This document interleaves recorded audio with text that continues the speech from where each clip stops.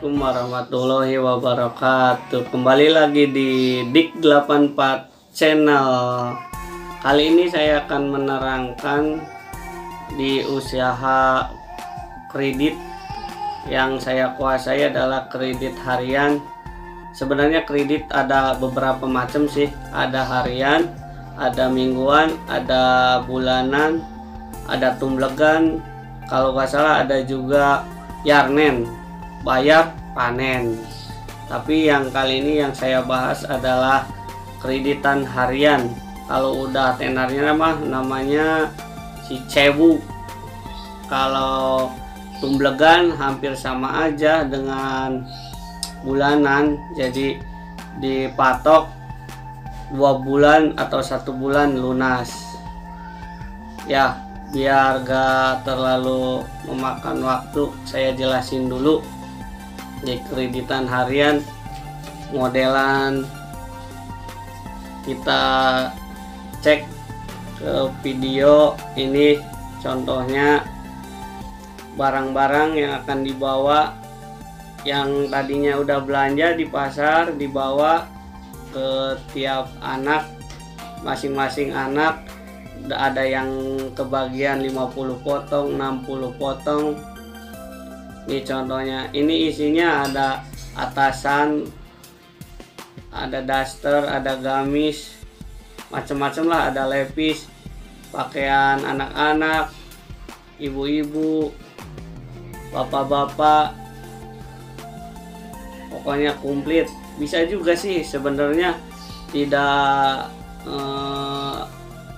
ke baju aja, ada misalkan ke elektronik. Terus ada yang mau pesan apa, insya Allah diusahakan bisa.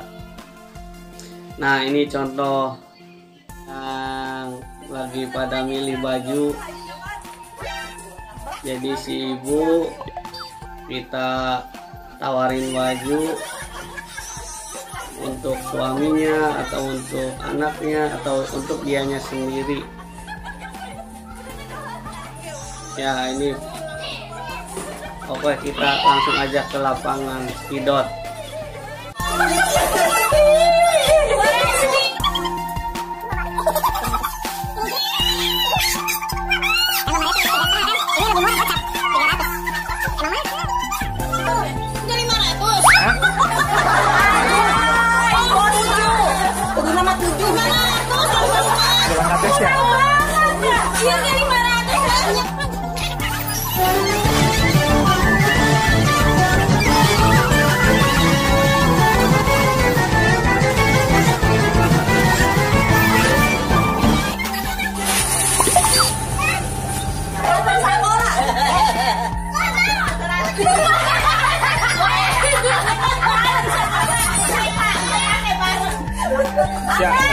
Siapa nyoba nu ganteng?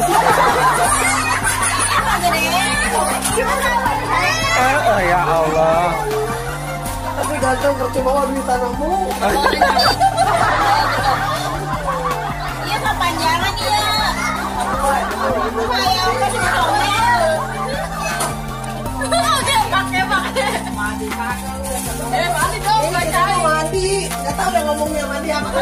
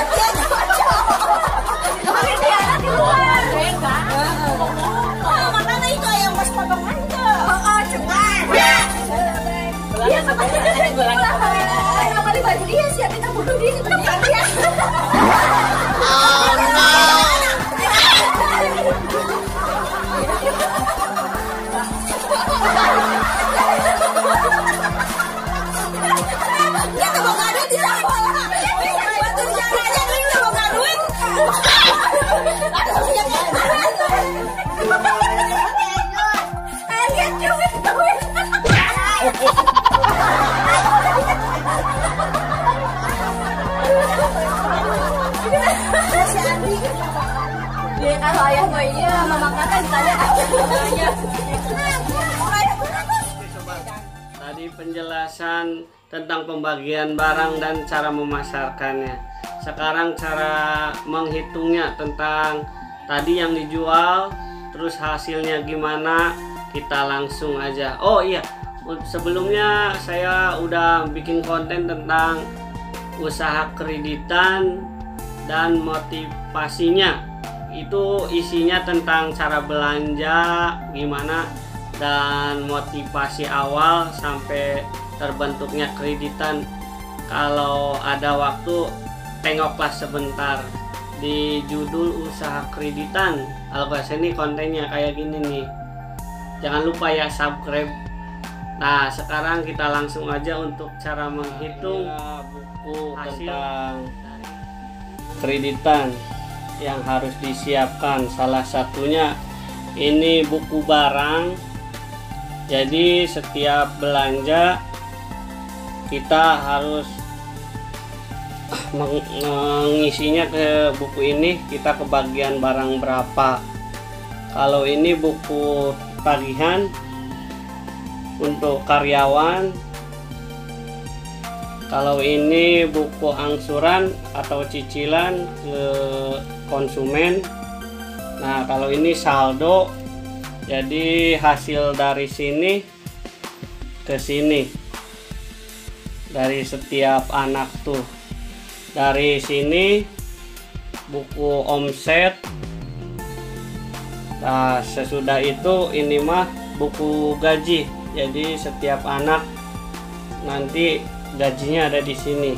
Nah, kalau yang belum memiliki karyawan cukup kayaknya ini aja sama ini nih. Nih, kayak ini. Jadi langsung barang langsung dikeluar, langsung dihitung di sini. Ininya untuk konsumen. Tapi kalau udah memiliki karyawan, bukunya perlu ini. Buku tagihan, buku saldo, buku omset, buku gaji. Kita lihat dulu model contohnya. Kalau barang, buku barang, jadi harga barang udah ditulis di sini, harga barang. Misalkan barang, terus konsumen yang baru ada di sini. Kalau ini buku angsuran tiap konsumen, misalkan Ibu Wati ditulisnya satu buku di sini. Ini buku anak, contohnya kita lihat. Ini model konsumen ditulis di sini, saldonya berapa. Jadi si konsumen ngambil barang jumlahnya berapa, cicil tiap harinya, ada yang Jumat, Minggu 10.000, beda-beda. Ada yang Rabu 5.000, kadang libur ada. Jadi dijumlahin konsumennya ada berapa, dijumlah di sini. Nah, ini dicicil, nanti ini dipotong cicilan nih. Nah, ini 1 minggu, ini 2 minggu. 2 minggu nanti hasil totalnya saldo dikurangi minggu yang akan datang, dikurangi hasilnya segini dari jumlah ini. Ini di setiap satu karyawan. Nah, kalau buku saldo beda lagi. Buku saldo dari buku tagihan tadi, misalkan buku tagihannya yang namanya Didi. Nah, Didi masuk barangnya berapa, misal ini 1.017 potong, masuk barangnya 1.200.000, tagihannya beda-beda. Jadi ini tiap minggu, seminggunya si anak dapat 2.343, beda-beda, 2.800.000, 3.100.000, 3.700.000. Nah, dari sini ini dari buku tagihan. Jadi jumlahnya dapatnya berapa, tadi nagih di tiap misal hari Senin, hari Selasa, Rabu, Kamis, Jumat, Sabtu, Minggu, atau hari Rabu, Kamis, Jumat, Sabtu, Minggu.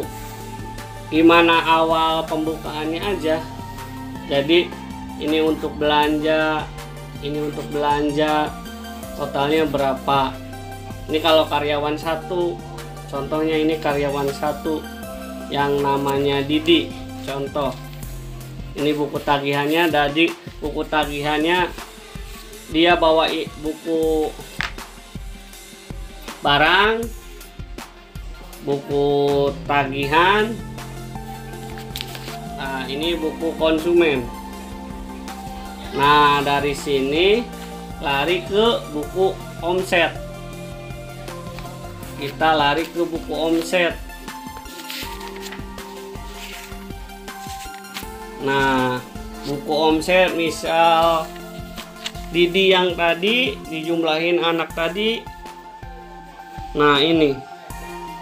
Jadi dari buku saldo dijumlahin, dari buku tagihan dijumlahin, larinya ke sini.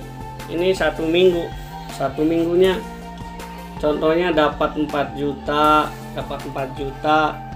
dari 4 juta sampai dapat 10 juta. Nah, ini buku omset per minggu, 1 minggu, 2 minggu, 3 minggu, 4 minggu. Jadi sebulan kita 1, 2, 3, 4 dibagi 4 buat belanjanya. Contohnya belanjanya 4 kali bisa, 3 kali bisa, tergantung keputusan yang punya kredit. Nah, kalau contohnya ini dari semua anak, nantilah dijelasin lagi masalah ngitungnya mah. Ini penjelasan aja. Jadi dari buku saldo larinya ke buku omset. Nah, kalau buku gaji beda lagi. Buku gaji contohnya kita Didi lagi, kita ngambil Didi.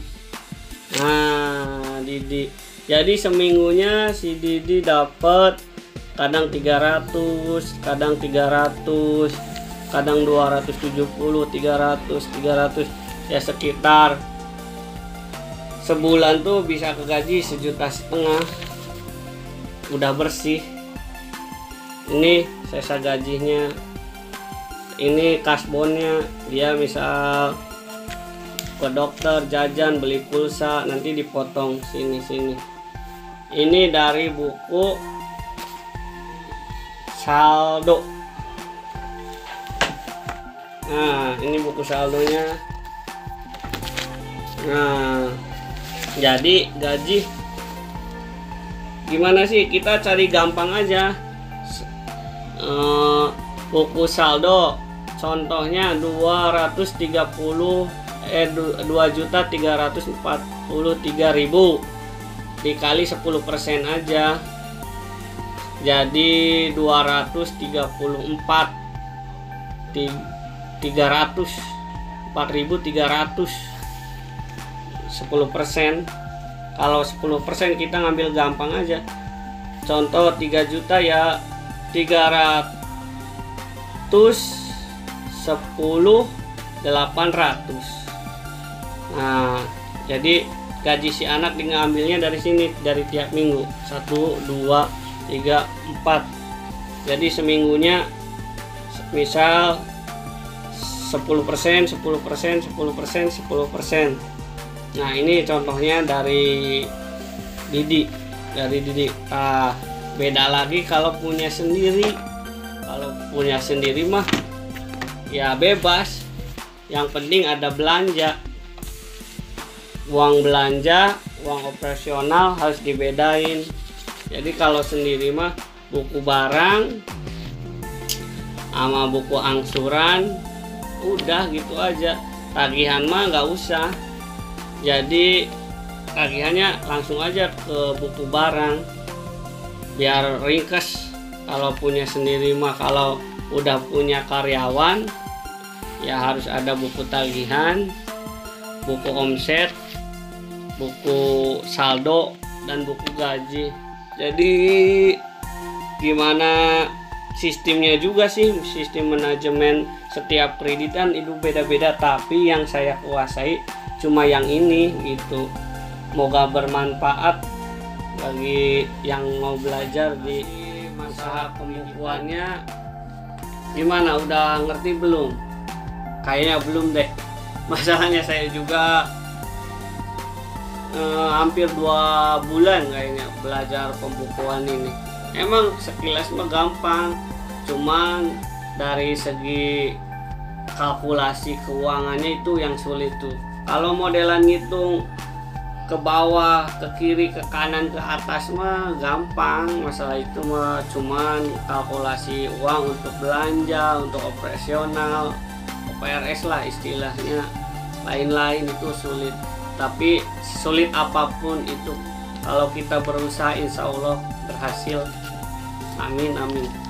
Nah, cukup sekian dari saya. Ya, moga bermanfaat. Kalau ada salah ya mohon maafkan.